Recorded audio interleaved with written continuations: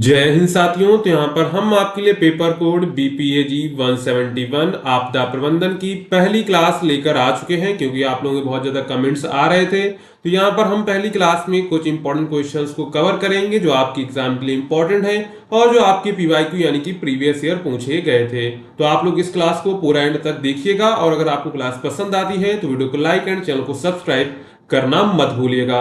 अगर आप लोग इस सब्जेक्ट के गैस पेपर को परचेज करना चाहते हैं, देखिए गैस पेपर परचेज करने का ये फायदा रहता है कि आपको एक PDF मिल जाती है, उससे आप लोग जो है फाइनल रिवीजन कर सकते हैं। आपको कोई क्लास देखने की जरूरत नहीं है, आपको सभी क्वेश्चंस वहां पर जो है कवर हो जाते हैं और उसको आप लोग जो है एग्जाम से 1-2 घंटे पहले जो है फाइनल रिवीजन भी कर सकते हैं। अगर आपको गैस पेपर डाउनलोड करना है, सिंपली गूगल पे आएंगे और सर्च करेंगे shop.hindustanknowledge.com। तो इस तरह की हमारी ये वेबसाइट खुल के आपके सामने आ जाएगी। अब आपको सिंपली सर्च कोड पे जाना है और यहाँ पर आपको अपना पेपर कोड टाइप करना है BPAG 171। तो जैसे आप टाइप करेंगे तो यहाँ पर आपका इंग्लिश और हिंदी दोनों लैंग्वेज में आ जाएगा। जिस भी लैंग्वेज में आपको डाउनलोड करना है सिंपली उस पर क्लिक करेंगे और बाय नाउ के बटन पर क्लिक करके आप लोग जो है इसको परचेज कर सकते हैं। अगर आपको कोई प्रॉब्लम होती है तो डिस्क्रिप्शन में आपको व्हाट्सअप नंबर दिया गया है, उस नंबर पे आप लोग जो है व्हाट्सअप मैसेज कर सकते हैं, ठीक है। और यहाँ पर भी नंबर आपका शो हो रहा है, वहाँ से भी आप लोग जो है कांटेक्ट कर सकते हैं। अब चलते हैं यहाँ पर हमारा पहला प्रश्न क्या कह रहा है। विभिन्न प्रकार की प्राकृतिक आपदाओं का वर्णन करना है। ये आपका PYQ यानी कि प्रीवियस ईयर पूछा गया था क्वेश्चन, तो इसको यहाँ पर हम लोग देखेंगे। तो प्राकृतिक आपदाएं क्या होती हैं? प्राकृतिक आपदाएं वे घटनाएं होती हैं जो प्रकृति द्वारा उत्पन्न होती हैं, जिनसे मानव जीवन, संपत्ति तथा पर्यावरण को भारी नुकसान होता है। ये आपदाएं अचानक आती हैं और मनुष्य की तैयारियों की परीक्षा लेती हैं। इन आपदाओं को रोका नहीं जा सकता है, लेकिन इनके प्रभाव को कम किया जा सकता है। यानी कि जो प्राकृतिक आपदाएं क्या होती हैं? वे जो आपदाएं जो प्रकृति द्वारा उत्पन्न होती हैं और जिनसे मानव जीवन, संपत्ति तथा पर्यावरण को जो है भारी नुकसान होता है। और ये आपदाएं अचानक आती हैं और जो है मनुष्य की तैयारियों की परीक्षा लेती हैं। और इन जो आपदाओं को रोका नहीं जा सकता है, सिर्फ इनके प्रभाव को कम किया जा सकता है। मनुष्य के कंट्रोल में नहीं है कि इन आपदाओं को वो कंट्रोल कर सके। तो सबसे पहले हम देखते हैं भूकंप। ये भी एक प्राकृतिक आपदा है। भूकंप पृथ्वी की सतह के नीचे प्लेटों के हिलने से आता है। जब ये प्लेटें आपस में टकराती हैं या खिसकती हैं तो जमीन कांपने लगती है। इससे इमारतें गिर जाती हैं, सड़कें टूट जाती हैं और जान माल का भारी नुकसान होता है। भूकंप का मापन रिएक्टर स्केल पर किया जाता है। अगर इसकी तीव्रता 6 या इससे अधिक है तो यह काफी नुकसानदायक हो सकता है। भूकंप क्या होता है? जो जो पृथ्वी है पूरी प्लेटों से मिलकर बनी, अगर प्लेटें एक दूसरे टकराती हैं तो क्या होता है? भूकंप आता है, या फिर खिसकती हैं तब भी भूकंप आता है। इसके बाद है बाढ़। तो ये भी एक प्राकृतिक आपदा है। बाढ़ तब आती है जब नदियों, तालाबों या झीलों का पानी अपनी सीमाओं को पार कर आसपास के क्षेत्रों में फैल जाता है। अधिक वर्षा, बांध टूटना या ग्लेशियर पिघलना इसके मुख्य कारण हैं। बाढ़ से फसलें बर्बाद हो जाती हैं, घर डूब जाते हैं और लोगों को पलायन करना पड़ जाता है। यह जल जनित बीमारियां फैलने का कारण भी बनती है। यानी कि जब बाढ़ आती है तो जल से जो होने वाली बीमारियां हैं वो भी होती हैं। लोगों को फसलें बर्बाद हो जाती हैं, घर भी डूब जाते हैं और लोगों को घर से पलायन करना पड़ता है। इसके बाद है तूफान, जिसे हम लोग साइक्लोन, हरिकेन या टाइफून कहते हैं। तो तूफान एक बहुत तेज हवा होती है जो समुद्र की सतह पर गर्म हवा के कारण बनती है। यह हवा बहुत तेजी से गति से घूमती है और अपने साथ जो है भारी बारिश, आंधी और समुद्री लहरें लाती है। तूफान से पेड़ उखड़ जाते हैं, मकान टूट जाते हैं और जनधन की हानि होती है। भारत में फैनी, तितली जैसे कई तूफानों ने भारी तबाही मचाई है। इसके बाद यहाँ पर देखते हैं सूखा। तो सूखा भी एक प्राकृतिक आपदा है।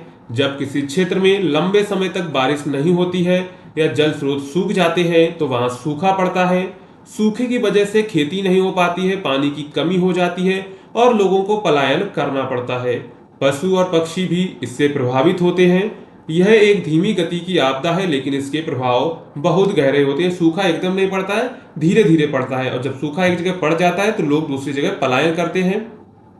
वहां तो ना तो खेती हो सकती, ना पानी, वहां पर पानी है नहीं तो खेती तो होने से रही। जब खेती नहीं होगी तो पशु पक्षी भी सरवाइव नहीं कर पाएंगे, तो उन लोगों क्या होता है, उन लोगों को वहां से पलायन करना पड़ता है।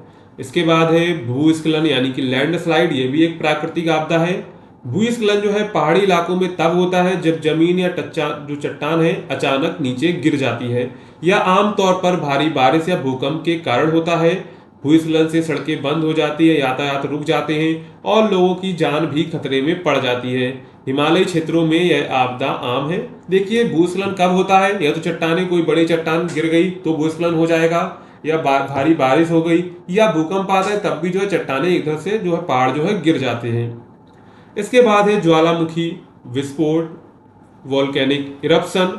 तो जब पृथ्वी के भीतर की गर्म गैसें, लावा और राख बाहर निकलती है तो उसे ज्वालामुखी विस्फोट कहा जाता है। यह विस्फोट बहुत शक्तिशाली होता है और आसपास की जमीन, पेड़ पौधे तथा जीव जंतुओं सब नष्ट हो जाते हैं। इससे वातावरण में धुआं, राख फैल जाती है जिससे वायु प्रदूषण बढ़ता है। इसके बाद है सुनामी। तो सुनामी समुद्र के नीचे भूकंप या ज्वालामुखी विस्फोट के कारण उठने वाली विशाल लहरें हैं। ये लहरें जब समुद्र किनारे पहुंचती हैं तो अपने रास्ते में आने वाली हर चीज को तबाह कर देती हैं। 2004 की सुनामी में भारत समेत कई देशों में हजारों लोगों की जान गई थी। इसके बाद यहाँ पर निष्कर्ष लिखेंगे। तो प्राकृतिक आपदाएं मनुष्य के बस की बात नहीं है, लेकिन इनसे निपटने के उपाय किए जा सकते हैं, जैसे पहले से चेतावनी प्रणाली, मजबूत इमारतें बनाना, आपदा प्रबंधन प्रशिक्षण देना, जल संरक्षण और पर्यावरण संरक्षण को बढ़ावा देना। अगर हम प्रकृति के साथ तालमेल में जीवन जिए तो आपदाओं के प्रभाव को काफी हद तक कम किया जा सकता है। प्राकृतिक आपदाएं एक चेतावनी है कि हमें प्रकृति का सम्मान करना चाहिए और संतुलित जीवन शैली अपनानी चाहिए। ठीक है, इसके बाद चलते हैं यहाँ पर दूसरा प्रश्न है। दूसरा प्रश्न क्या कह रहा है, आपदा प्रबंधन में केंद्र एवं राज्य सरकारों की भूमिका की विवेचना कीजिए। और अगर आपने अभी तक आप लोग वीडियो को देख रहे हैं तो वीडियो को लाइक एंड चैनल को सब्सक्राइब जरूर कर दीजिएगा और टेलीग्राम को आप लोग जरूर ज्वाइन कर लीजिएगा, जिससे अपडेट आपको टाइम टू टाइम मिलती रहेंगी। तो भारत एक विविध भौगोलिक संरचना वाला देश है जहां भूकंप, बाढ़, सूखा, चक्रवात, भूस्खलन जैसी अनेक प्राकृतिक आपदाएं बार बार आती रहती हैं। इन आपदाओं से होने वाले जान माल के नुकसान को कम करने के लिए केंद्र एवं राज्य सरकारों की भूमिका बहुत महत्वपूर्ण होती है। आपदा प्रबंधन का मुख्य उद्देश्य आपदा के पहले, दौरान और बाद में प्रभावी ढंग से कार्य करना होता है। यानी आपदा प्रबंधन का मतलब क्या है, जब आपदा नहीं है उससे पहले काम करना, आपदा के दौरान और आपदा के बाद जो है प्रभावी ढंग से काम करना। देखिए जो भारत का विविध भौगोलिक जो क्षेत्र है वहां पर भूकंप, बाढ़, सूखा, चक्रवात जैसी स्थितियां बनती रहती हैं और इससे होता क्या है, भारी जान माल की हानि होती है। तो यहाँ पर जो है केंद्र सरकार और राज्य सरकार जो है आपदा के लिए बजट तैयार रखती है, यानी कि कभी भी आपदा आती है तो सरकार वहां पर जो है केंद्र सरकार और राज्य सरकार की महत्वपूर्ण भूमिका होती है। तो भारत में आपदा प्रबंधन की व्यवस्था मुख्य रूप से आपदा प्रबंधन अधिनियम 2005 के अंतर्गत संचालित होती है। इस अधिनियम के अनुसार केंद्र सरकार की जो है प्रमुख भूमिकाएं निम्नलिखित हैं। पहला, राष्ट्रीय आपदा प्रबंधन प्राधिकरण एनडीएमए। यह भारत सरकार की शीर्ष निकाय है जिसे प्रधानमंत्री की अध्यक्षता में स्थापित किया गया है। एनडीएमए की प्रमुख जिम्मेदारियां हैं आपदा से निपटने के लिए राष्ट्रीय स्तर की नीतियां और योजनाएं बनाना, विभिन्न मंत्रालयों, विभागों और एजेंसियों के साथ समन्वय करना, राज्यों को मार्गदर्शन और सहायता प्रदान करना इसकी जिम्मेदारी है। इसके बाद है राष्ट्रीय कार्यान्वयन एजेंसियां, national disaster response force NDRF. यह बल आपदा के समय राहत और बचाव के कार्यों के लिए प्रशिक्षित होती है। भारतीय मौसम विभाग, इसरो, जल उद्योग आदि ये संस्थाएं आपदा की भविष्यवाणी, निगरानी और तकनीकी सहायता प्रदान करती हैं। इसके बाद है वित्तीय सहायता। तो केंद्र सरकार राष्ट्रीय आपदा मोचन कोष एनडीआरएफ के माध्यम से राज्य सरकारों को आर्थिक सहायता प्रदान करती है। इसके अलावा राज्य आपदा मोचन एसडीआरएफ भी केंद्र द्वारा अंशदान किया जाता है। इसके बाद है नीति निर्माण और प्रशिक्षण भी केंद्र सरकार का काम होता है। आपदा जोखिम न्यूनीकरण की नीतियां बनाना, राष्ट्रीय प्रशिक्षण संस्थानों के माध्यम से अधिकारियों और कर्मियों को प्रशिक्षण देना। यानी कि केंद्र सरकार का काम है कि आपदा से बचने के लिए, आपदा को कम करने की नीति निर्माण करे और जो है लोगों को जो कर्मचारी हैं उनको प्रशिक्षण दे। अब देख लेते हैं राज्य सरकार की इसमें क्या भूमिका होती है। तो राज्य सरकारें आपदा प्रबंधन में प्रथम उत्तरदाता होती हैं क्योंकि आपदा का असर सबसे पहले और सबसे अधिक स्थानीय स्तर पर होता है। राज्य सरकारों की भूमिकाएं इस प्रकार होती हैं। सबसे पहली भूमिका क्या है, राज्य आपदा प्रबंधन जो है प्राधिकरण एसडीएमए हर राज्य में मुख्यमंत्री की अध्यक्षता में यह प्राधिकरण गठित होता है जो राज्य में आपदा प्रबंधन की नीति और योजना तैयार करता है। यानी कि हर राज्य में क्या होता है, राज्य आपदा प्रबंधन प्राधिकरण होता है जो सारे जो है कानून बनाता है और ये जो है मुख्यमंत्री की अध्यक्षता में गठित होता है। ठीक है। इसके बाद है जिला स्तर पर प्रबंधन। तो प्रत्येक जिले में जिला आपदा प्रबंधन प्राधिकरण होता है जिसके मुख्य प्रमुख अधिकारी जिला अधिकारी होते हैं। यह निकाय जिला स्तर पर राहत, पुनर्वास और बचाव कार्यों को संचालित करता है। यानी कि अगर कहीं किसी जिले में आपदा आती है, सबसे पहले किसको सूचित किया जाएगा, जिला आपदा प्रबंधन को। अगर उनसे नहीं संभलता है फिर जाएगा राज्य आपदा प्रबंधन प्राधिकरण के पास। ठीक है। इसके बाद स्थानीय निकायों की भूमिका। तो पंचायत, नगर पालिका, अन्य स्थानीय संस्थाएं भी आपदा प्रबंधन में भाग लेती हैं। ये संस्थाएं लोगों को जागरूक करने, राहत सामग्री बांटने, सुरक्षित स्थानों की व्यवस्था करने आदि में मदद करती हैं। इसके बाद है राज्य आपदा प्रतिक्रिया बल यानी कि SDRF। तो कुछ राज्यों में अपनी आपदा प्रतिक्रिया टीमें गठित की हैं जो NDRF की तरह काम करती हैं। इसके बाद है स्वास्थ्य, पेयजल और पुनर्वास कार्य। तो राज्य सरकारें प्रभावित क्षेत्रों में सेवेर, सुरक्षित पेयजल की व्यवस्था, क्षतिग्रस्त घरों और सड़कों की मरम्मत, मुआवजे का वितरण जैसे कार्य करती है।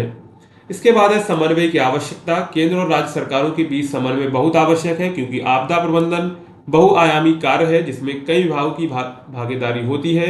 केंद्र नीति के और संसाधन उपलब्ध कराता है जबकि राज्य उन्हें जमीनी स्तर पर क्रियान्वित करता है। देखिए, अगर कोई राज्य में आपदा आती है तो केंद्र सरकार, राज्य के पास अगर पैसा नहीं है तो केंद्र ही पैसा देगी।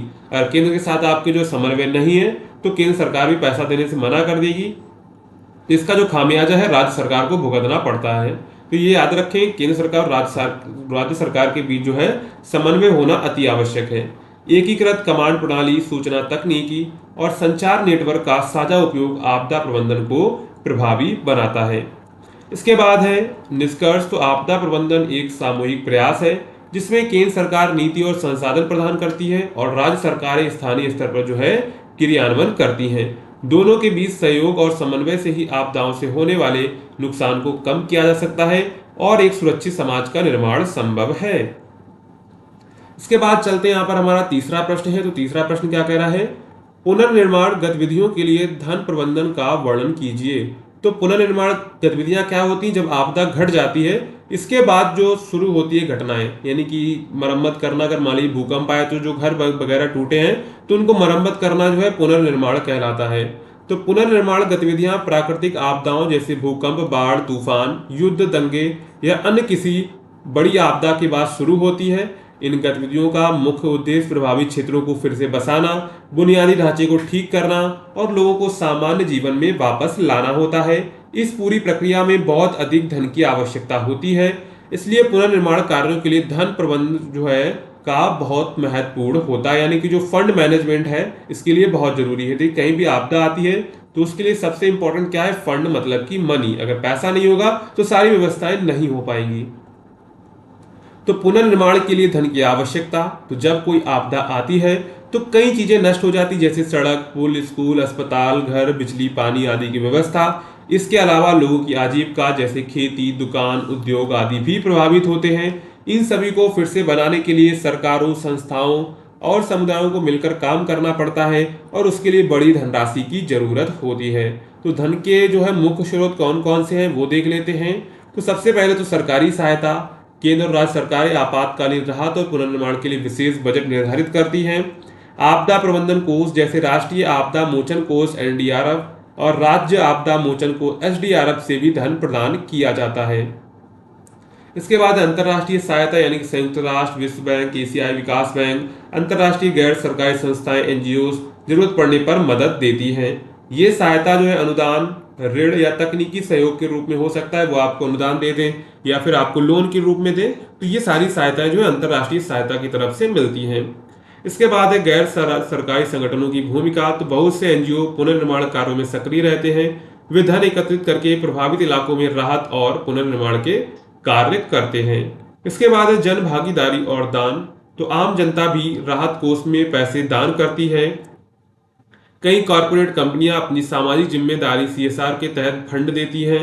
इसके बाद है बीमा कंपनियों द्वारा भुगतान। अगर किसी व्यक्ति या संस्था ने बीमा लिया है तो आपदा के बाद बीमा कंपनियां नुकसान की भरपाई करती हैं और राशि पुनर्निर्माण में सहायक बनती है। तो धन प्रबंधन की रणनीतियां कौन कौन सी होनी चाहिए? सबसे पहले तो हमको पूर्व नियोजन, एक प्री प्लानिंग करनी चाहिए। सरकार पहले से आपदा प्रबंधन योजना बनाती है जिसमें संभावित धन स्रोत, उपयोग की प्रक्रिया और जिम्मेदार एजेंसियों की भूमिका तय की जाती है। यानी कि सरकार पहले से बना के रखती है, प्री प्लानिंग करके रखती है कि आपदा आती है तो हमको ये धन यूज करना है, इन लोगों का यूज करना है। इसके बाद पारदर्शिता और जवाबदेही, धन का दुरुपयोग ना हो इसके लिए पारदर्शी व्यवस्था जरूरी होती है। खर्च की निगरानी और जो है ऑडिट सिस्टम अपनाया जाता है। इसके बाद है प्राथमिकता का निर्धारण। तो पुनर्निर्माण में सबसे पहले जरूरी सेवाओं को बहाल किया जाए, जैसे बिजली, पानी, स्वास्थ्य सेवाएं और स्कूल। इसके बाद है लंबी अवधि की योजना। सिर्फ इमारतें बनाना ही पर्याप्त नहीं होता, बल्कि ऐसे ढांचे तैयार करना जरूरी होता है जो भविष्य में आपदाओं का सामना कर सके। तो लंबी अवधि की योजना होती है, ठीक है। इसके बाद स्थानीय लोगों की भागीदारी। तो प्रभावित लोगों को जो भी योजना में शामिल करना जरूरी होता है ताकि धन का सही उपयोग हो और उनकी जरूरतों के अनुसार काम हो, ठीक है। इसके बाद यहाँ पर हम लोग निष्कर्ष दे देंगे। तो पुनर्निर्माण एक लंबी और जटिल प्रक्रिया है जिसमें धन का सही प्रबंधन सबसे जरूरी हिस्सा होता है। इसके लिए सरकारी, गैर सरकारी, राष्ट्रीय, अंतर्राष्ट्रीय सभी स्रोत से जो सहयोग मिलता है। धन का पारदर्शी, ईमानदार और योजनाबद्ध उपयोग ही पुनर्निर्माण को सफल बना सकता है। अगर धन का उपयोग सोच समझकर किया जाए तो समाज जल्द ही सामान्य जीवन में लौट सकता है और भविष्य की आपदाओं के लिए जो है अधिक तैयार भी हो सकता है। आपदा जोखिम न्यूनीकरण को मुख्य धारा में लाने के प्रावधानों की व्याख्या कीजिए। ये आपके पीवाईक्यू यानी कि प्रीवियस ईयर पेपर से लिया गया क्वेश्चन है। तो आपदा जोखिम न्यूनीकरण को मुख्य धारा में लाने के प्रावधानों की व्याख्या कीजिए। आपदा जोखिम न्यूनीकरण, इसका मतलब क्या है? आपदा के जो जोखिम को कम करना है तो उसको मुख्य धारा में लाने के प्रावधान कौन कौन से करे गए थे। तो आपदा जोखिम न्यूनीकरण, डिजास्टर रिस्क रिडक्शन, डीडीआरआर का अर्थ है आपदाओं के खतरे को कम करना, उनके प्रभावों को घटाना और समाज में आपदा के प्रति अधिक जो है सक्षम बनाना। भारत जैसे देश में जहां भूकंप, बाढ़, चक्रवात, सूखा और भूस्खलन जैसी आपदाएं अक्सर आती रहती हैं, वहां आपदा जोखिम न्यूनीकरण को मुख्य धारा में लाना बहुत आवश्यक है। यहां पर देखेंगे मुख्य धारा में लाने का अर्थ क्या है, इसका मतलब क्या है। तो आपदा जोखिम न्यूनीकरण को मुख्य धारा में लाने का मतलब है कि उसे सिर्फ एक आपातकालीन उपाय न मानकर देश की विकास योजनाओं, नीतियों और कार्यों में शामिल करना होगा। यानी कि सिर्फ आपदा जोखिम को ये नहीं मानना है कि आपातकालीन में इसका प्रयोग किया जाएगा, इसको जो है देश की विकास योजनाओं में शामिल करना चाहिए, इसका बजट बनाना चाहिए कि जब आगे चलकर कभी भी आपदा आए तो हम उसके लिए तैयार रह सकें। इसका उद्देश्य यह है कि विकास का कार्य आपदा के जोखिम को बढ़ाए नहीं बल्कि उसे कम करे। यानी कि जो विकास का कार्य है वो आपदा के जोखिम को बढ़ाए नहीं बल्कि उसे कम करे। सबसे पहले नीतिगत प्रावधान। भारत सरकार ने आपदा प्रबंधन अधिनियम 2005 के अंतर्गत एक स्पष्ट रूपरेखा दी है जिसमें डीआरआर को विकास परियोजनाओं के साथ जोड़ा गया है। राष्ट्रीय आपदा प्रबंधन प्राधिकरण एनडीएमए और राज्य आपदा प्रबंधन प्राधिकरण एसडीएमए की स्थापना की गई ताकि आपदा जोखिम न्यूनीकरण को जो है योजनाओं में शामिल किया जा सके। यानी कि जब भी कोई विकास का हम लोग काम करें तो ऐसा विकास ना करें जिससे जो आगे चलकर आपदा आए, यानी कि हमको आपदा से बचना है। इसके अलावा सरकार ने सेंडाई फ्रेमवर्क 2015 से 2030 के अनुसार कई नीतियां बनाई हैं जिसमें जोखिम को घटाने, जागरूकता बढ़ाने और आपदा पूर्व तैयारी पर जोर दिया गया है। इसके बाद है इसी में स्थायी जो है निकायों की भूमिका इसमें क्या हो सकती है। तो नगर पालिकाएं, ग्राम पंचायतें और अन्य स्थानीय निकायों को डीआरआर में सक्रिय भागीदारी के लिए प्रोत्साहित किया जा रहा है। स्थानीय स्तर पर खतरे की पहचान, योजना बनाना और आपदा के समय त्वरित प्रतिक्रिया देना, ये सभी कार्य जो है स्थानीय निकायों के अंतर्गत आते हैं। यानी कि जब कोई आपदा आएगी तो स्थानीय स्तर पर ही आएगी। तो जो है स्थानीय जो सरकार है, स्तर है, उस पर क्या चाहिए, उनको योजना बनानी चाहिए, खतरा कब आ सकता है, आपदा के जो है समय उन्हें त्वरित प्रतिक्रिया देनी चाहिए, यानी कि तुरंत प्रतिक्रिया देनी होगी। उदाहरण के लिए बाढ़ संभावित क्षेत्र में पंचायतों को जल निकासी, चेतावनी प्रणाली और राहत केंद्र स्थापित करने के कार्य दिए जाते हैं। इसके बाद है शिक्षा और जन जागरूकता। तो स्कूलों और कॉलेज में आपदा प्रबंधन को पाठ्यक्रम में शामिल किया गया है। बच्चों को प्राथमिक स्तर से ही भूकंप, आग, बाढ़ आदि से सुरक्षा की जानकारी दी जा रही है। इसके साथ साथ सरकार और एनजीओ मिलकर समय समय पर जन जागरूकता अभियान चलाते हैं, जैसे मॉक ड्रिल, नुक्कड़ नाटक, रेडियो टीवी कार्यक्रम आदि। यानी कि क्या है, स्कूलों और कॉलेज में जो है आपदा प्रबंधन को है पाठ्यक्रम में शामिल करना चाहिए और जो बच्चों को प्राथमिक स्तर से ही भूकंप, आग, बाढ़ आदि से सुरक्षा की जानकारी देनी चाहिए। इसके बाद है विकास योजनाओं में डीआरआर का समावेश। सड़क, भवन, पुल, बिजली व्यवस्था आदि के निर्माण में अब आपदा रोधी तकनीक अपनाई जा रही है, जैसे कि भूकंप रोधी भवनों का निर्माण, बाढ़ रोधी तटबंधों की योजना आदि। यानी कि हमको कोई भी विकास का कार्य करना है तो ये याद रखना है कि वो चीजें हैं उससे प्रभावित ना हो, यानी कि प्राकृतिक आपदाओं से जो है प्रभावित ना हो। जैसे स्मार्ट सिटी मिशन, अमृत योजना, पीएम आवास योजना जैसी सरकारी योजनाओं में भी अब आपदा सुरक्षा को एक महत्वपूर्ण घटक के रूप में जो है शामिल किया गया है। उसके बाद है तकनीकी और वैज्ञानिक उपाय।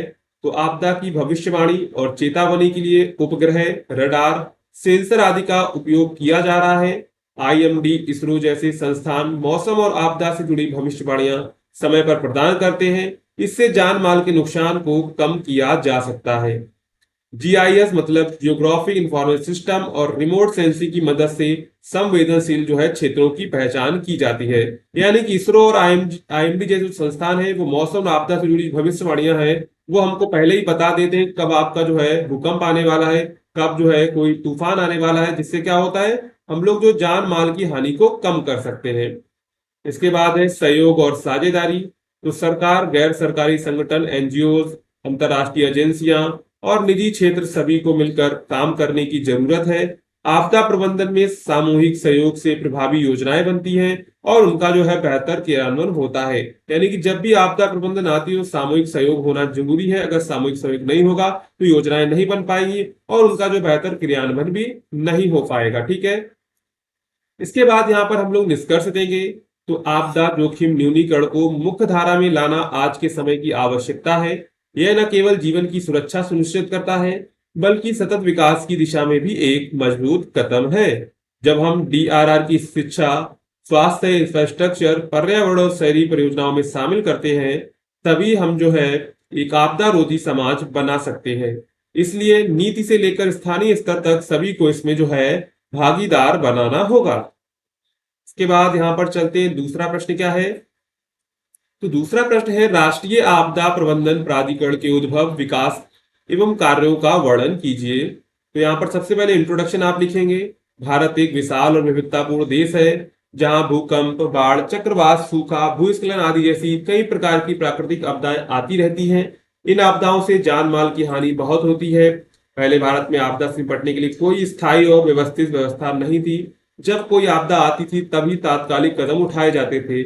इस तरह की प्रतिक्रियात्मक व्यवस्था को सुधारने और एक योजनाबद्ध तरीके से आपदा प्रबंधन करने के लिए एक संस्था की स्थापना की जो है महसूस हुई, यानी कि कमी महसूस हुई, एक संस्था की स्थापना की। इस आवश्यकता को ध्यान में रखते हुए भारत सरकार ने आपदा प्रबंधन अधिनियम 2005 पारित किया। इस अधिनियम के तहत ही राष्ट्रीय आपदा प्रबंधन प्राधिकरण, नेशनल डिजास्टर मैनेजमेंट अथॉरिटी की स्थापना की गई। इसका उद्देश्य आपदा की स्थिति में जान माल की हानि को कम करना, तैयारी करना और त्वरित व प्रभावी प्रतिक्रिया देना। एनडीएमए की स्थापना औपचारिक रूप से 27 सितंबर 2006 को की गई थी। यह संस्था भारत सरकार के गृह मंत्रालय के अधीन कार्य करती है। एनडीएमए का अध्यक्ष जो है वो भारत के प्रधानमंत्री होते हैं। तो एनडीएमए की स्थापना कब हुई थी औपचारिक रूप से? 27 सितंबर 2006 को की गई थी। और इसके जो प्रमुख होते हैं और ये गृह मंत्रालय के अधीन कार्य करता है और इसके अध्यक्ष कौन होते हैं? भारत के प्रधानमंत्री होते हैं। इसके बाद है राष्ट्रीय आपदा प्रबंधन प्राधिकरण, एनडीएमए के मुख्य कार्य कौन से हैं? तो सबसे पहले है तो राष्ट्रीय नीति बनाना। एनडीएमए देश के लिए आपदा प्रबंधन संबंधित नीतियां बनाता है। ये नीतियां आपदा से पहले ही तैयारी, आपदा के दौरान की प्रतिक्रिया और आपदा के बाद के पुनर्वास को ध्यान में रखकर तैयार की जाती है। इसके बाद है संस्थागत ढांचा तैयार करना। एनडीएमए केंद्र और राज्य सरकार के स्तर पर आपदा प्रबंधन के लिए संगठनों, समितियों और योजनाओं का निर्माण करता है। राज्य आपदा प्रबंधन प्राधिकरण, एसडीएमएस और जिला स्तर की इकाइयों के साथ जो है मिलकर कार्य करते हैं। इसके बाद सतर्कता और जागरूकता फैलाना। तो एनडीएमए लोगों में आपदा के प्रति जागरूकता फैलाने के लिए अभियान चलाता है। स्कूलों, कॉलेजों और सार्वजनिक स्थलों पर ड्रिल्स, प्रशिक्षण, वर्कशॉप और प्रचार कार्यक्रम जो है आयोजित किए जाते हैं। इसके बाद है आपदा से निपटने की योजना बनाना। तो एनडीएमए का काम है कि आपदा से जो है कैसे निपटा जाए, इसके लिए योजना बनाना। तो एनडीएमए विभिन्न आपदाओं के लिए विशेष योजनाएं बनाता है, जैसे बाढ़ प्रबंधन योजना, भूकंप सुरक्षा योजना, चक्रवात चेतावनी योजना। इन योजनाओं के माध्यम से एनडीएमए जो है सुनिश्चित करता है कि किसी भी आपदा की स्थिति में त्वरित और जो है प्रभावी कार्रवाई की जाए, यानी कोई भी आपदा प्रबंधन आपदा आती है तो उनके द्वारा जो है तुरंत और प्रभावी कार्रवाई की जानी चाहिए। इसके बाद है प्रशिक्षण और क्षमता निर्माण। तो एनडीएमए विभिन्न वर्गों, कर्मचारियों, स्वयंसेवकों, एनजीओ और आम जनता को प्रशिक्षण देकर आपदा प्रबंधन की क्षमता को जो है मजबूत करता है। ये क्या करता है, आम जनता को भी प्रशिक्षण देता है जिससे वो आपदा प्रबंधन के लिए मजबूत हो सके। इसके बाद है समन्वय और सहयोग। तो एनडीएमए सभी संबंधित विभागों जैसे सेना, अर्धसैनिक बल, एनडीआरएफ, स्वास्थ्य सेवाएं, पुलिस आदि के साथ समन्वय स्थापित करता है ताकि आपदा की स्थिति में जो है सभी एकजुट होकर कार्य कर सके। इसके बाद यहाँ पर पुनर्वास और पुनर्निर्माण। आपदा के बाद प्रभावित लोगों को पुनर्वास, राहत सामग्री वितरण और क्षेत्र के पुनर्निर्माण के लिए योजनाएं बनाना और उनका क्रियान्वयन करना एनडीएमए की जिम्मेदारी होती है। इसके बाद यहाँ पर हम लोग निष्कर्ष लिख देंगे। तो एनडीएमए का उद्देश्य भारत को आपदा प्रतिरोधक देश बनाना है, जहां आपदा आने से पहले ही तैयारी पूरी हो और यदि आपदा आए भी तो उससे कम नुकसान हो। यह संस्था एक समर्पित, योजनाबद्ध और समन्वित प्रयास के जरिए देश के नागरिकों को सुरक्षित और जागरूक बनाने का जो है काम करती है। तो इसके माध्यम से क्या होता है, भारत में आपदा प्रबंधन से पहले की तुलना में अधिक प्रभावी, संगठित और तकनीकी रूप से जो है सक्षम हो गया है। इसके बाद चलते हैं यहाँ पर हमारा तीसरा प्रश्न है। तो तीसरा प्रश्न देखिए यहाँ पर क्या कह रहा है, समुदाय आधारित आपदा प्रबंधन की अवधारणा और महत्व की व्याख्या कीजिए। यानी कि समुदाय आधारित जो आपदा प्रबंधन की अवधारणा है और उसका महत्व क्या है वो देखेंगे। तो आपदा एक ऐसी स्थिति है जो अचानक आती है और जीवन, संपत्ति, पर्यावरण को भारी नुकसान पहुंचाती है, जैसे भूकंप, बाढ़, तूफान, सूखा, भूस्खलन आदि। इन आपदाओं से निपटने के लिए केवल सरकार या बाहरी एजेंसियों पर निर्भर रहना पर्याप्त नहीं होता है। ऐसी स्थिति में स्थानीय समुदाय की भूमिका बहुत महत्वपूर्ण होती है। इसी सोच से जो है समुदाय आधारित आपदा प्रबंधन की जो है अवधारणा सामने आई है। यानी कि अगर आप वो सोसाइटी में रहते हैं तो आपको जो है कि मिलजुल कर रहना चाहिए। क्या होना चाहिए, मिलजुल कर रहना चाहिए और आपदा प्रबंधन में जो है मिलजुल कर काम करना चाहिए। इसके बाद है समुदाय आधारित आपदा प्रबंधन की अवधारणा। तो समुदाय आधारित आपदा प्रबंधन यानी कम्युनिटी बेस्ड डिजास्टर मैनेजमेंट, सीबीडीएम, एक ऐसी प्रक्रिया है जिसमें किसी क्षेत्र के स्थानीय लोग आपदा के पूर्व, दौरान और बाद में सक्रिय भूमिका निभाते हैं। इसका उद्देश्य यह है कि स्थानीय स्तर पर लोगों को प्रशिक्षित कर के उन्हें आपदा के प्रति जागरूक बनाया जाए ताकि वे स्वयं और अपने आसपास के लोगों को सुरक्षा कर सके। यानी कि समुदाय आधारित आपदा प्रबंधन की अवधारणा क्या है, ये एक ऐसी प्रक्रिया है जिसमें किसी जो है क्षेत्र के स्थानीय लोगों को आपदा के पूर्व या दौरान, बाद में सक्रिय भूमिका निभाते हैं। इसका उद्देश्य यह है कि स्थानीय स्तर पर लोगों को प्रशिक्षित करके उन्हें आपदा के प्रति जागरूक बनाया जाए ताकि वे स्वयं और अपने आसपास के जो लोगों की है सुरक्षा कर सकें। इसमें लोग आपदा की संभावना, उसके प्रभाव और उसके समाधान की योजना बनाते हैं और स्थानीय संसाधनों का उपयोग करके राहत और पुनर्वास कार्यों को बेहतर ढंग से जो है पूरा करते हैं। इसके बाद है समुदाय आधारित आपदा प्रबंधन के मुख्य घटक कौन कौन से होते हैं। तो इसमें मुख्य घटक आते सबसे पहले सामाजिक सहभागिता। स्थानीय लोग मिलकर टीम बनाते हैं और आपदा की स्थिति में एक दूसरे की मदद करते हैं।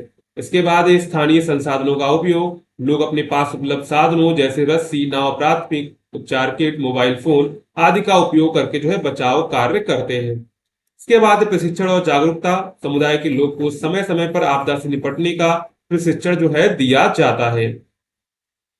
इसके बाद है जोखिम की पहचान और मूल्यांकन। लोग अपने क्षेत्र में आने वाली संभावित आपदाओं की जानकारी रखते हैं और उसके अनुसार जो है तैयारी करते हैं। यानी कि जोखिम की पहचान हमको पहले से कर लेनी है। इसके बाद है समुदाय आधारित आपदा प्रबंधन का महत्व क्या है। तो सबसे पहले तेज प्रतिक्रिया, यानी कि स्थानीय लोग घटनास्थल पर पहले से ही मौजूद होते हैं, इसलिए वे तुरंत प्रतिक्रिया दे सकते हैं और इससे जान माल का जो है नुकसान कम होता है। इसके बाद है स्थानीय ज्ञान का लाभ। समुदाय लोगों को अपने क्षेत्र की भौगोलिक और सामाजिक स्थिति की गहराई से जानकारी होती है जिससे वे प्रभावी ढंग से जो है कार्य कर सकते हैं। इसके बाद स्थायी समाधान। जब लोग स्वयं आपदा प्रबंधन की प्रक्रिया में शामिल होते हैं तो वे दीर्घकालिक समाधान की योजना बनाते हैं जो व्यवहारिक और टिकाऊ होती है। इसके बाद है विश्वास और सहयोग। यह प्रक्रिया लोगों में आपसी विश्वास, एकता और सामाजिक सहयोग को बढ़ावा देती है। इसके बाद है पांचवा सरकारी प्रयासों में सहयोग। यह सरकार और एनजीओ के प्रयासों को मजबूत बनाता है, क्योंकि स्थानीय लोग योजनाओं को बेहतर ढंग से लागू करने में जो है मदद करते हैं। इसके बाद उदाहरण देख लेते हैं। जैसे भारत में कई जगहों पर समुदाय आधारित आपदा प्रबंधन के सफल उदाहरण देखे गए हैं। जैसे उड़ीसा में चक्रवात से निपटने के लिए साइक्लोन सेंटर्स और स्थानीय स्वयंसेवक टीमें बनाई गई हैं, जो समय पर अलर्ट देती हैं और लोगों को सुरक्षित स्थानों पर ले जाती हैं। इसके बाद यहाँ पर हम लोग इसका निष्कर्ष लिख देंगे। तो समुदाय आधारित आपदा प्रबंधन एक सशक्त और व्यवहारिक तरीका है, जो लोगों को आत्मनिर्भर बनाता है। यह न केवल आपदा के प्रभाव को कम करता है, बल्कि समाज में जागरूकता, सहभागिता और सहयोग की भावना को भी बढ़ावा देता है। इसलिए सरकार, गैर सरकारी संस्थाएं और समाज को मिलकर इसे प्रोत्साहित करना चाहिए, ताकि आपदाओं से निपटने में पूरे समाज की जो है भागीदारी हो सके। तो यहाँ पर समुदाय आधारित आपदा प्रबंधन का मतलब क्या है? कोई एक सोसाइटी यानी समुदाय के लोग होंगे, मिलजुल कर आपदा प्रबंधन के लिए योजना बनाएंगे, और वो योजना कैसी होगी? स्थायी होगी, यानी कि जो हमेशा बनी रहेगी, और जो सबसे अच्छी योजना वो बनाएंगे। मानव निर्मित आपदाओं के विभिन्न प्रकारों की व्याख्या कीजिए, यानी मानव द्वारा निर्मित कौन कौन सी आपदाएं हैं उनकी व्याख्या यहाँ पर हम लोग देखेंगे। तो सबसे पहले इंट्रोडक्शन देंगे। तो प्राकृतिक आपदाओं की तरह मानव निर्मित आपदाएं भी जो है समाज और पर्यावरण पर गहरा प्रभाव डालती हैं। ये आपदाएं मानव की गतिविधियों, गलतियों या लापरवाहियों या जानबूझकर की गई कार्रवाइयों के कारण उत्पन्न होती हैं। इन आपदाओं में जान माल की हानि होती है, पर्यावरण को नुकसान पहुंचता है और सामाजिक व्यवस्था भी बाधित होती है। यानी कि जो मानव निर्मित आपदाएं होती है, ये तो मानव की गतिविधियों के द्वारा होती है, या फिर उनकी गलती, या फिर लापरवाही, या फिर जानबूझकर की गई कोई चीज के कारण जो है मानव निर्मित आपदाएं आती है। ठीक है, तो इसमें बहुत सारी मानव निर्मित आपदाएं हैं, उनको हम लोग यहाँ पर जो मुख्य रूप से है उनको देखेंगे। तो सबसे पहले है औद्योगिक दुर्घटनाएं। औद्योगिक दुर्घटनाएं तब होती है जब फैक्ट्रियों, रासायनिक संयंत्रों या ऊर्जा संयंत्रों में तकनीकी खराबी या मानवीय लापरवाही के कारण विस्फोट, आग या गैस का रिसाव होता है। जैसे 1984 का भोपाल गैस कांड, जिसमें हजारों लोग मारे गए और लाखों लोग प्रभावित हुए। तो ये क्या है? ये एक औद्योगिक दुर्घटना, एक तरह की आपदा ही है। किसी फैक्ट्री में केमिकल का रिसाव या उससे होने वाली जलन व बीमारियां, ये सब क्या है? ये सब जो है मानव निर्मित आपदाएं हैं। क्या है? मानव निर्मित आपदाएं हैं। इसके बाद है परमाणु दुर्घटनाएं, यानी कि न्यूक्लियर एक्सीडेंट्स। परमाणु संयंत्रों में सुरक्षा चूक या तकनीकी समस्या के कारण रेडिएशन लीक हो सकता है, जो लंबे समय तक मानव और पर्यावरण को प्रभावित कर सकता है। जैसे जापान का फुकुशिमा परमाणु संयंत्र हादसा, जो 2011 में हुआ था। इसके बाद है चेरनोबिल परमाणु दुर्घटना, जो 1986 में हुई थी। तो ये क्या है? ये सारी जो है आपदा ही है, एक तरह क्या है? आपदा है। उसके बाद है युद्ध और आतंकवाद। तो युद्ध, आतंकवाद हमले, जातीय हिंसा भी मानव निर्मित आपदाएं हैं। इनसे जान माल की व्यापक क्षति होती है, समाज में भय, असुरक्षा और अव्यवस्था फैलती है। जैसे 26/11 का जो मुंबई आतंकी हमला हुआ था, विश्व युद्धों के दौरान हुई तबाही, ये सब क्या है? ये सब एक जो है मानव निर्मित आपदाएं हैं। इसके बाद है अग्निकांड, मतलब कि फायर एक्सीडेंट्स। अक्सर शहरी क्षेत्रों में सुरक्षा नियमों की अनदेखी के कारण भीषण आग लग सकती है। ये आग छोटी गलती या शॉर्ट सर्किट के शुरू होकर बड़े स्तर पर फैल सकती है। जैसे होटल, मॉल या अस्पतालों में आग लगना, स्लम बस्तियों में जो है गैस सिलेंडर फटना, ये सब क्या है? ये सब मानव निर्मित आपदाएं हैं। इसके बाद है जल प्रदूषण और खाद्य विषाक्तता, यानी कि water pollution and food poisoning. मानव की लापरवाही से जल स्रोतों में केमिकल, कचरा या गंदगी डाली जाती है, जिससे जल जनित रोग फैलते हैं। खाने पीने की वस्तुओं में मिलावट भी गंभीर स्वास्थ्य आपदा का रूप ले सकती है। जैसे दूषित पानी से डायरिया, हैजा फैलना, जहरीले भोजन से सामूहिक फूड पॉइजनिंग होना, ये सब क्या है? मानव निर्मित आपदाएं हैं। इसके बाद है वायु प्रदूषण। तो कारखानों, वाहनों और जलाने की गतिविधियों से होने वाला वायु प्रदूषण धीरे धीरे लोगों की सेहत को नुकसान पहुंचाता है। जैसे दिल्ली में हर साल सर्दियों में वायु की गुणवत्ता जो है गंभीर स्तर तक गिर जाती है। इसके बाद स्वास्थ्य संबंधी रोगों में वृद्धि होती है। इसके बाद साइबर हमले इसी में आ जाते हैं। तो आज के डिजिटल युग में कंप्यूटर नेटवर्क पर साइबर हमले भी एक नए प्रकार की मानव निर्मित आपदा है। इससे आर्थिक, राजनीतिक और सामाजिक व्यवस्था पर जो है असर पड़ता है। जैसे बैंकिंग सिस्टम हैक हो जाना, डेटा चोरी होना, फर्जीवाड़ा, ये सब क्या है? ये सब जो है मानव निर्मित आपदाएं हैं। इसके बाद यहाँ पर हम लोग इसका निष्कर्ष देंगे। तो मानव निर्मित आपदाएं अक्सर हमारी लापरवाही, लालच या गलत नीतियों का परिणाम होती हैं। इनसे बचाव के लिए कड़े नियम, कानून, जागरूकता, सुरक्षा उपाय और समय पर कार्रवाई आवश्यक है। यदि हम सतर्क रहें, जिम्मेदारी से कार्य करें, तो इन आपदाओं से होने वाले नुकसान को काफी हद तक जो है रोका जा सकता है।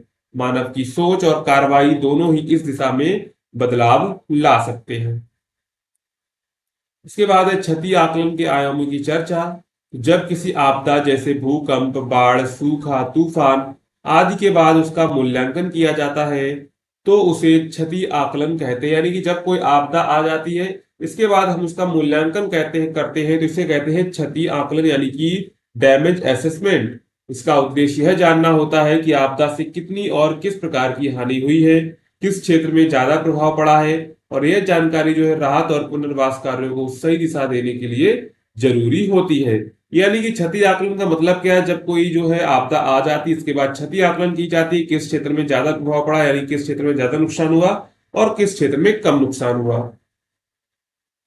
तो क्षति आकलन के प्रमुख आयाम कौन कौन से, वो देख लेते हैं। इसमें भौतिक आयाम, आर्थिक आयाम, सामाजिक, पर्यावरणीय और जो है मनोवैज्ञानिक आयाम जो है प्रमुख है। तो सबसे पहले देखते हैं भौतिक आयाम।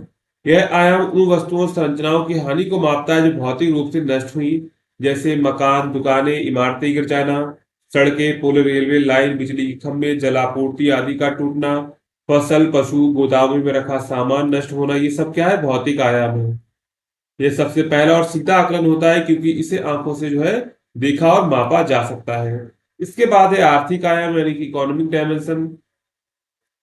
तो इस आयाम में यह आकलन किया जाता है कि आपदा के कारण कुल कितनी आर्थिक हानि हुई है।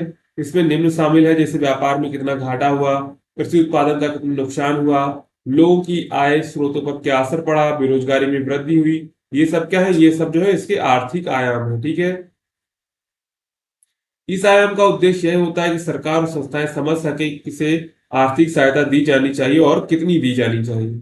इसके बाद है सामाजिक आयाम। यह आयाम बताता है कि यह आपदा का समाज पर क्या प्रभाव पड़ा है। लोगों की मौत या घायल होना, परिवारों का बिछड़ना या बेघर होना, शिक्षा और स्वास्थ्य सेवाओं पर असर, कमजोर वर्गों, महिलाओं, बच्चे, बुजुर्ग, विकलांग पर विशेष प्रभाव। सामाजिक दृष्टिकोण से यह समझना जरूरी होता है कि कौन सबसे ज्यादा प्रभावित हुआ है, ताकि उन्हें प्राथमिकता दी जा सके। इसके बाद है पर्यावरणीय आयाम। इस आयाम में यह देखा जाता है कि प्राकृतिक पर्यावरण आपदा का क्या प्रभाव पड़ा है, यानी कि प्रकृति पर क्या प्रभाव पड़ा है, पेड़ों और वनस्पति की क्षति कितनी हुई है, मिट्टी का कटाव या बंजर भूमि कितनी बनी है, जल स्रोतों का प्रदूषण, जानवरों का विस्थापन या मृत्यु। ये सब किसमें आते हैं? पर्यावरणीय आयाम में आते हैं। ठीक है। लंबे समय में पर्यावरणीय क्षति से जीवन की गुणवत्ता पर बहुत बड़ा प्रभाव पड़ता है, इसलिए यह आयाम बहुत महत्वपूर्ण होता है। ठीक है। इसके बाद इसी में आता है हमारा मनोवैज्ञानिक आयाम, मतलब साइकोलॉजिकल डायमेंशन। तो यह आयाम यह मापता है कि लोगों के मानसिक स्वास्थ्य पर इसका क्या प्रभाव पड़ा है, जैसे आघात या तनाव या डर है, बच्चों और बुजुर्गों में मानसिक असंतुलन है, आत्महत्या की प्रवृत्ति में वृद्धि, पीटीएसडी यानी कि पोस्ट ट्रॉमेटिक स्ट्रेस डिसऑर्डर जैसे मानसिक रोग हो गए हैं। इस आयाम की अनदेखी अक्सर की जाती है, लेकिन यह दीर्घकालिक पुनर्वास के लिए बेहद बेहद आवश्यक होती है। इसके बाद यहाँ पर हम लोग निष्कर्ष लिखेंगे। तो क्षति आकलन केवल आर्थिक या भौतिक नुकसान मापने तक सीमित नहीं है। यह एक बहुआयामी प्रक्रिया है, जिसमें समाज, पर्यावरण, मानसिक स्वास्थ्य और लोगों की आजीविका के हर पहलू का विश्लेषण करना जरूरी होता है। एक संतुलित और समग्र क्षति आकलन से ही सही राहत योजना, पुनर्वास और भविष्य की तैयारी संभव हो पाती है। इसलिए सभी आयामों को समझना और उनका आकलन करना जो है अति आवश्यक होता है। तो यहाँ पर हमने टोटल 2 क्वेश्चंस को कवर कर लिया है। अगर आपको क्लास पसंद आ रही हो तो अभी वीडियो को जो है लाइक कर दीजिए और चैनल को भी सब्सक्राइब कर लीजिए। अब चलते हैं, यहाँ पर हमारा तीसरा प्रश्न है। तो तीसरा प्रश्न क्या कह रहा है? संवेदनशीलता के विभिन्न कारकों की चर्चा कीजिए। यानी कि संवेदनशीलता का मतलब क्या है? जब कोई आपदा है तो कोई आपदा के कारण कोई व्यक्ति कैसी प्रतिक्रिया करता है, वो उसकी संवेदनशीलता कहलाती है। तो संवेदनशीलता का अर्थ है किसी व्यक्ति, समाज या समुदाय की बाहरी प्रभावों के प्रति प्रतिक्रिया करने की क्षमता। यह प्रभावित करता है कि कोई व्यक्ति या समूह किस प्रकार की आपदा, परिवर्तन या सामाजिक समस्या के प्रति कितना प्रभावित होता है। संवेदनशीलता को कई दृष्टिकोण से देखा जा सकता है: सामाजिक, भौगोलिक, आर्थिक, जैविक और मनोवैज्ञानिक। इसके कई कारण होते हैं जो किसी व्यक्ति या समाज में ज्यादा संवेदनशील बना सकते हैं। यानी कि कोई भी जब बाहरी प्रक्रिया होती है तो कोई व्यक्ति क्या प्रतिक्रिया देता है, उसी को कहते हैं संवेदनशीलता। तो सबसे पहले देखते हैं इसमें क्या कारण है, कारक है। सबसे पहला कारक है आर्थिक स्थिति। आर्थिक रूप से कमजोर व्यक्ति या परिवार अधिक संवेदनशील होते हैं। उनके पास पर्याप्त संसाधन नहीं होते हैं, जिससे वे आपदाओं, बेरोजगारी या महंगाई जैसी समस्याओं से जल्दी प्रभावित हो जाते हैं। गरीबी, बेरोजगारी, आय की असमानता और ऋण जैसी स्थितियां उनकी संवेदनशीलता को जो है बढ़ा देती है। इसके बाद है शैक्षणिक स्तर पर आते हैं। तो शिक्षा का स्तर भी संवेदनशीलता को प्रभावित करता है। जो लोग शिक्षित होते हैं वे समस्याओं का समाधान ढूंढने और सही निर्णय में सक्षम होते हैं, और अशिक्षित लोग जो है सही जानकारी के अभाव में जोखिम में अधिक रहते हैं और गलत निर्णय भी ले सकते हैं, जिससे उनकी संवेदनशीलता जो है बढ़ती है। इसके बाद है स्वास्थ्य और शोषण। तो स्वास्थ्य की स्थिति भी एक महत्वपूर्ण कारक है। कमजोर स्वास्थ्य वाले व्यक्ति जल्दी बीमार पड़ सकते हैं और किसी भी तरह की महामारी या बीमारी से अधिक प्रभावित हो सकते हैं। बच्चों, वृद्धों और विकलांगों में यह संवेदनशीलता और भी अधिक होती है। कुपोषण भी इस स्थिति को जो है और जटिल बना देता है। इसके बाद है भौगोलिक स्थिति। तो किसी क्षेत्र की भौगोलिक स्थिति भी वहां के लोगों की संवेदनशीलता को प्रभावित करती है।